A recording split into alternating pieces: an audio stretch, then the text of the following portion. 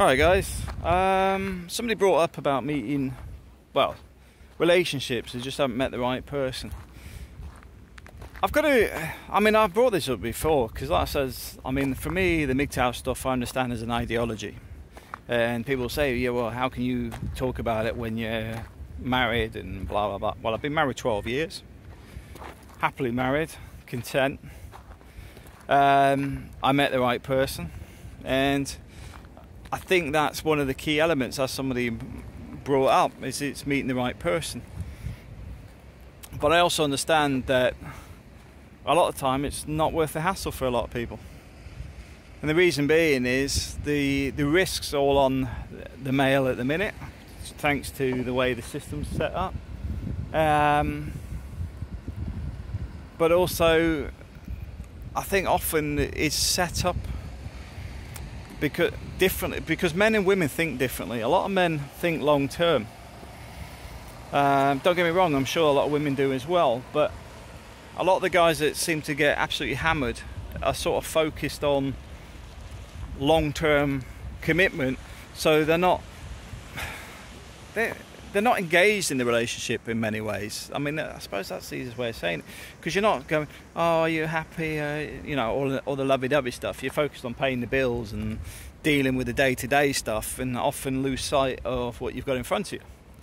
Now, I will also say, I suppose this is where you get the argument from women that decide to dump their husbands after the children leave home and go, I've been a mother for X amount of years, and it's time for me to live and enjoy my life and fulfill my dreams, blah, blah, blah. And you're the oppressive man, and you're sort of like going, you do realise I go to work every day. You do realise I pay all the bills. It's no walk in the park for me either. But no, you're not allowed to have that version. So I suppose one of the things I wanted to talk about on this one is more around my relationship. My relationship is a 12-year commitment. When we got married, it was a commitment for life. It wasn't a case of we'll see how it goes or whatever. We didn't go in half-baked. It was a case of, if we're going to do this, it's for life. Are we prepared for that? And the answer is yes. But also the way we are, a lot of people can see that we're happy, without even saying anything, because we're one of those couples that just get on. I don't know, sometimes it seems a bit strange, but that's the reality. We've always been like that, even from the day we first met. We're just happy being around each other. Now, don't get me wrong, you do have to have your own space, and I suppose one of the things that we do have is I go off contracting, so there's a bit of a gap, so you look forward to being back together again. But even when we're together, we're quite happy just being around each other, even if we're not doing anything. I suppose those are the sort of things you need to look at and engage when you're with somebody, and this is why, a lot of guys go off to the Philippines or wherever and meet the woman of their dreams, blah blah blah, and forget everything I've just said, because that develops over time. But also there is some of it that's an instant connection. If you haven't got that instant connection, what is going to see the relationship past the bedroom? In some cases, absolutely nothing. And this is where I see a lot of guys say, well, I took my partner to the US or wherever, and then she left me. Well, guess what? That's because of the depth of the relationship. It's also the fact that, don't get me wrong, this may not be all her fault. It's also yours, because you should have seen it. A lot of these women aren't marriage material. They weren't interested in marriage. You'll see them sitting on their phone. You'll see them spend half their time engaging with their relatives, their friends and everything else, not really interested in what you're doing. In the same way, you're not really taking much interest in what she's doing. Marriage is a lot more than that, because if that's what you've got, then the chances of it surviving are pretty slim. It's a bit like when we were running the restaurant here. My wife loves cooking, but there were certain things I wanted to do a certain way, so I cooked those and she did front of the house.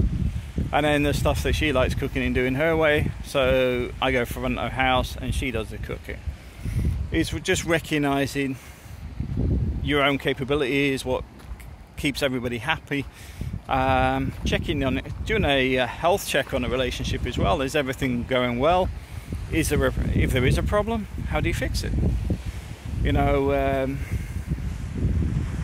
I hear some people talking about the don't give allowances to their partner's family, and personally I don't agree with giving allowances to family, but at the same time doesn't mean they can't work for a living. If they don't want to work for a living, that's not your problem. You've tried to help. In the same way, there's got to be a level of connection, where the relationship's connected to understand your level of commitment to it and make them commit. Because I also hear people where their wives give all their salary to their family. For what reason? Such a madness. I can understand if, for example, they were earning 6,000 pesos in the Philippines and they send 6,000 pesos back because that's what they'd have been earning in the Philippines that was supporting the family. But suddenly you're earning way more than that. Why are you sending all of it? To give some responsibility of bill paying, not just absorb everything. Is like you're the guy, you have to pay all the bills while she squanders her money on family. Because it gives her no level of commitment to you. Her family are the bread and butter, the only thing she's interested in, that's what she's focused on. It's not focused on stuff you're doing together because you're paying for it. She's got no level of commitment in it. There's nothing invested for her. Her family are only interested in the money she's sending home, because if they were interested in anything else, guess what? They wouldn't be asking for all that money. And this is where a lot of the relationships go wrong, because you've got to change that and move away from that, because the relationship's broken there. It's broken from day one. You've got to get rid of that. You've got to get her mindset changed from you're a human, from being a money-making machine, an ATM for the family, to you're a human being. You have your own income, you have your own responsibilities, you have your own life. You're not here to pay for your parents simply because they decide to have sex one night and out you popped and suddenly you have to pay for them. No. One of the things that I picked up on quite early on was when people go, oh, but our culture is, guess what? There's two cultures here. Kick it back. It says, yeah, well, that's your culture. I respect it. You've also got to respect mine, though, and I don't agree with what you're saying because that's not normal in my culture. So, no, I'm not having it. But you've got to get your partner to adapt, and you want to do all that before you get married, before you get into a relationship. Because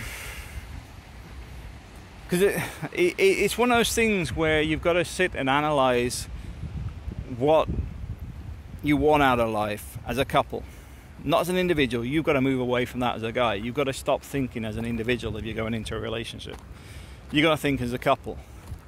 What do you want to do as a couple? Where do you want to live as a couple? What do you want to achieve as a couple? And try and pull the relationship together. Because a lot of these relationships are not thought out properly in the beginning from both parties. There was a funny comment, actually, I'll bring it up today, actually, where somebody was saying, oh, on about me, do I think I'm a bit of a looker, blah, blah, blah. And the same person commented, her ideal guy would be Patrick Swayze.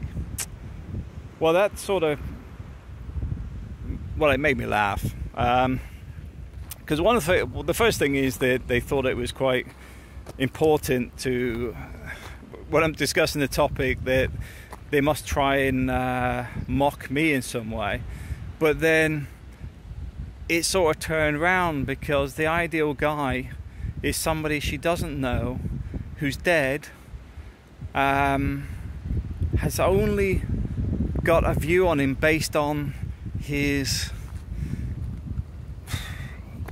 artistic ability on the big screen, and yet she thinks that's normal. Guess what? I don't think Patrick Swayze would be interested in you if he was alive. just based on that sort of comic, that you're so shallow that it's based on a film personality you didn't even know. But this is the sort of thing that, you know, the expectation is that, I mean, in the Philippines, that foreigners are rich. So that expectation has to be broken, you know, because I know a lot of the guys that play it up. They're getting 10 foot tall. They get off the plane and they're getting people say hello to you, and you know, everywhere you go, everyone's like smiling at you because you're a foreigner. And wow, look at me, I'm somebody. Move away from that. It's not real. Don't get me wrong. People are friendly and everything else, but you need to change back to yourself.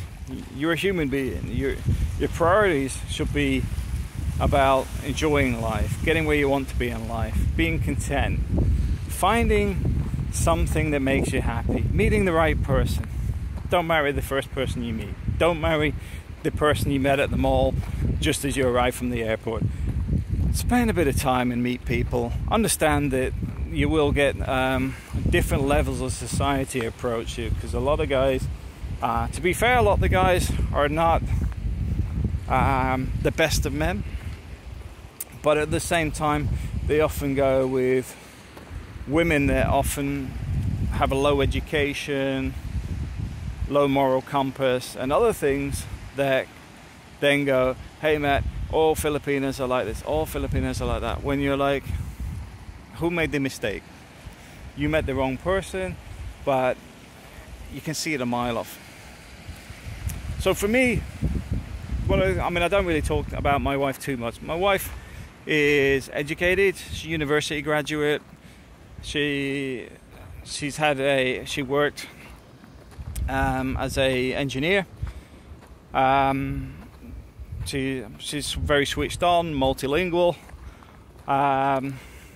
very capable individual, and when I'm not here, she's running the business here, and she has a very likable personality. We are sort of like yin and yang in that sense, because I'm quite brutal, upfront, say it as it is, very blunt. And she's the complete opposite. She's the nice one of us two in the relationship. But at the same time, it works because we have balance. We've had balance since day one, because communication has always been key to the relationship. We always talk about things, and even when there's been other arguments relating to other people, we'll sit and discuss things. Because some people do throw a spanner in the works now and again, and we try to find a level playing field and just get everyone back on the same page. Not always an easy thing to do, but ultimately you do it together. And I suppose that's the big thing. If you're in a relationship or going into a relationship, it takes more than one person to make it work. If it's not working from day one and you're not married yet, don't bother getting married. Take your time. The way I looked at marriage was very simple. I'm only getting married once, and I've been in other long-term relationships before I got married. One prior to my wife was 11 years, one prior to that was 7 years. Didn't marry either. Yet with April, it was already, we just clicked at day one. And I don't know, everything just seemed to be right. That's the only way I can sort of explain it. And if everything's right, it's right. It's like when they say, if you know it's right, it's right. But it's not something that's easy to explain to others unless you've actually gone through that. But year 12, still very happily married, still doing our own thing, still content, happy to be around each other. Rarely even get into any form of argument whatsoever. Yeah, nothing wrong with being happy. Anyway, thanks for watching.